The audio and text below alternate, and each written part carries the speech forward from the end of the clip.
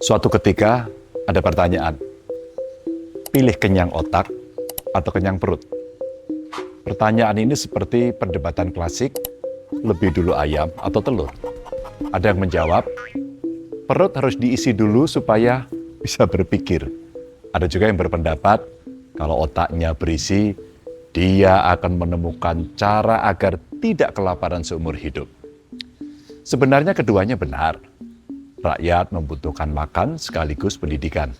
Namun, jika negara harus menentukan prioritas pembangunan jangka panjang, pendidikan tidak boleh dikorbankan. Ada cerita begini. Suatu hari, sebuah desa mendapatkan bantuan. Panitianya bertanya kepada warga, "Bapak-bapak, ibu-ibu, silakan pilih ya. Paket pertama berupa bantuan sembako setiap bulan sekali selama 3 bulan. Isinya ada beras, minyak goreng, mie instan, dan telur. Paket yang kedua ada beasiswa pelatihan teknologi selama 3 bulan. Bapak-bapak, ibu-ibu, dan adik-adik, kira-kira pilih yang mana? Ayo." Hampir semua orang pilih sembako. Hanya satu pemuda yang memilih beasiswa pelatihan teknologi.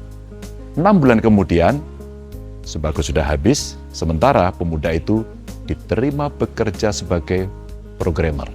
Gaji pertamanya digunakan untuk membeli kebutuhan pokok orang tuanya, gaji berikutnya membiayai sekolah adik-adiknya. Lalu, ia mulai menabung. Sembako itu mengatasi lapar hari ini, sedangkan pendidikan mengatasi agar tidak kelaparan di masa depan. Pendidikan bukan sekedar membuat seseorang pintar, tetapi membuatnya mampu memecahkan masalah, menciptakan pekerjaan, berinovasi, dan memutus rantai kemiskinan. Kalau otak kita kenyang, urusan perut bukan hanya bisa diselesaikan untuk diri sendiri, tetapi juga untuk keluarga, tetangga, bahkan daerah kita atau lingkungan sekitar kita. Lalu, bagaimana kondisi Indonesia? Coba kita lihat data dari World Competitiveness Ranking 2026. Negara dengan daya saing tertinggi di dunia saat ini adalah Singapura, lalu disusul Hong Kong. Lalu Indonesia ada di posisi berapa kira-kira? Ternyata posisi Indonesia turun, yang tahun sebelumnya kita masih menduduki peringkat 40, sekarang turun menjadi peringkat 48 dari 70 negara. Nah, kalau dibandingkan dengan negara-negara di kawasan Asia Pasifik, hasilnya juga jauh dari menggembirakan. Indonesia berada di urutan berapa? 14 dari 15 negara. Artinya, kita hampir berada di posisi paling bawah.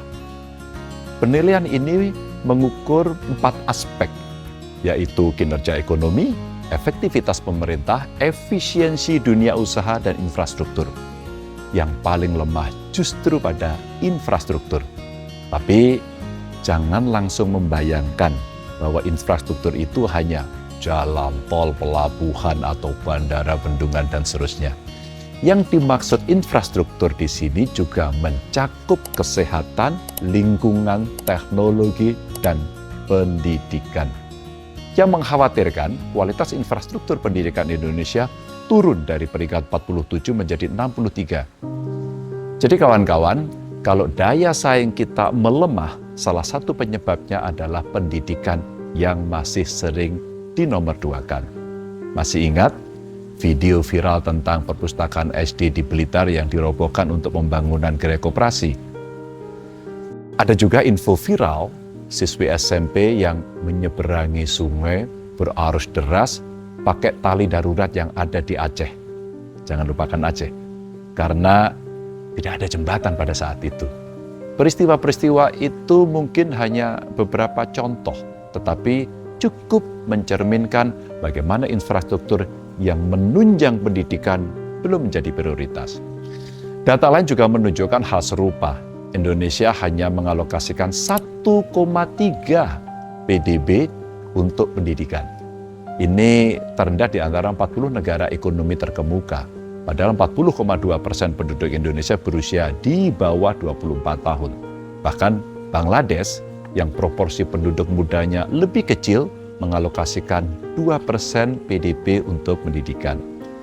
Dampaknya terlihat pada Indeks Daya Saing Digital 2025. Indonesia berada di peringkat 51 dari 69 negara, dan 3 aspek yang masih lemah adalah pengetahuan, teknologi, dan kesiapan menghadapi masa depan.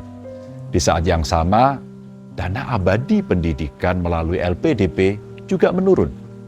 Pendapatannya turun dari 10,94 triliun pada 2024 lalu menjadi 6,82 triliun pada 2025. Sementara LPDP merupakan instrumen penting untuk membangun sumber daya manusia melalui pendidikan tinggi. Masalah berikutnya adalah dunia kerja. Mengapa lulusan vokasi masih sulit diserap industri? Salah satu penyebabnya, kualitas angkatan kerja Indonesia masih didominasi pendidikan yang rendah. Data BPS, lalu kita compare dengan Litbang Kompas menunjukkan pada 2025 sebanyak 51,04% angkatan kerja berpendidikan rendah, mulai dari tingkat sekolah hingga lulusan SMP. Lulusan SMA, SMK kira-kira sebesar 35,46%, sedangkan lulusan diploma dan sarjana hanya 13,5%. Padahal dunia kerja kini berubah demikian cepat. Teknologi, robotik, dan AI semakin banyak digunakan. Bahkan lulusan perguruan tinggi pun bisa tergeser jika tidak terus meningkatkan keterampilannya. Jadi setelah knowledge, ada skill yang mesti ditambahkan. Masalahnya, ijazah saja tidak lagi cukup. Industri membutuhkan pekerja yang memiliki sertifikasi keterampilan. Sayangnya, pembaruan sertifikasi di Indonesia masih tertinggal. Saat Singapura sudah menyiapkan program upskilling dan reskilling untuk keterampilan AI, Indonesia masih lambat menyesuaikan pelatihan dengan kebutuhan industri. Sertifikasi tenaga kerja juga belum merata. Jawa Barat memiliki 144.543 pekerja yang tersertifikasi. Disusul Jawa Tengah 133.784 dan Jawa Timur 115.225. Ini menunjukkan kesempatan meningkatkan kompetensi masih sangat Jawa sentris. Bagaimana kondisi pasar kerja? Per Februari 2026, 147,67 juta orang atau 95,36% memang sudah bekerja. Sedangkan 7,24 juta atau kurang lebih 4,68% rakyat masih menganggur. Persoalannya bukan sekedar jumlah orang yang bekerja, tetapi apakah keterampilannya masih relevan dengan kebutuhan industri 5 hingga 10 tahun ke depan? Pertanyaannya sederhana. Kalau investasi untuk mencerdaskan manusia terus diperkecil, bagaimana kita berharap daya saing Indonesia bisa membesar? Bayangkan sebuah keluarga yang setiap bulan menghabiskan seluruh tabungannya hanya untuk memenuhi kebutuhan makan. Semua memang kenyang pada hari ini, tetapi tidak ada dana untuk sekolah anak, kursus, atau meningkatkan keterampilan. 5 atau 10 tahun kemudian penghasilannya tetap, sementara biaya hidup terus saja naik. Begitu juga dengan negara. Kalau kita hanya sibuk mengisi perut tetapi pelit mengisi otak, jangan heran kalau kita terus saja tertinggal. Di era AI, yang diperebutkan bukan lagi sekedar tenaga, melainkan pengetahuan, keterampilan, dan kemampuan untuk beradaptasi. Karena itu, yang harus diperbesar bukan hanya bantuan konsumtif, tetapi juga akses pendidikan, pelatihan keterampilan, dan ruang kolaborasi. Sebab pendidikan bukan sekedar membuat orang lulus sekolah. Pendidikan membuat seseorang mampu menciptakan peluang, bukan hanya menunggu peluang. Perut yang kenyang membuat kita bertahan hidup hari ini. Otak yang kenyang membuat kita mampu bertahan hidup di masa depan.